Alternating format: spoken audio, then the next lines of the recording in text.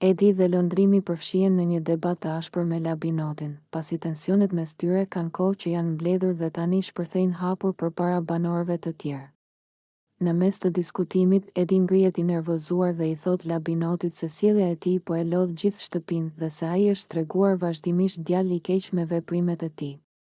Edhe lëndrimi ndërhyn duke i bërë të qartë Labinotit se sipas tij ai nuk ka treguar as pak ndjeshmëri apo mirëkuptim për askënd brenda shtëpisë, dhe se kjo i bën njerëzit të distancohen prej tij, ndërsa situata nxehet, të dy bashkohen në akuza, duke i thënë Labinotit se ai po vepron pa shpirt dhe pa asnjë lloj përgjegjësie për fjalët dhe veprimet e tij.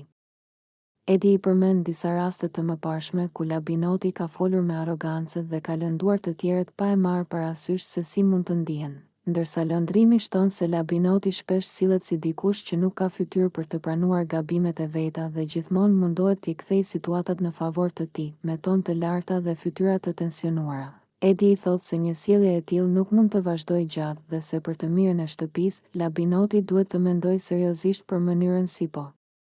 vepron.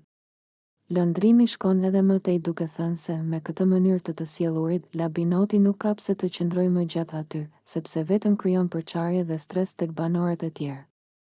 Debati vazhdon me disa ndërhyrje të banorëve të tjerë që përpiqen të qetësojnë situatën, por Edi dhe lëndrimi qëndrojnë të vendosur në mendimin e tyre, duke e bërë të qartë se ata mendojnë se Labinoti duhet të largohet nga loja pasi, sipas tyre, prezenca e tij vetëm e rëndon atmosferën në shtëpi. Labinoti i dëgjon të gjitha me nerva të tendosura, ndërsa tensioni mes tyre rritet edhe më shumë dhe duket qartë se konfliktet e tyre nuk do të mbyllen lehtë.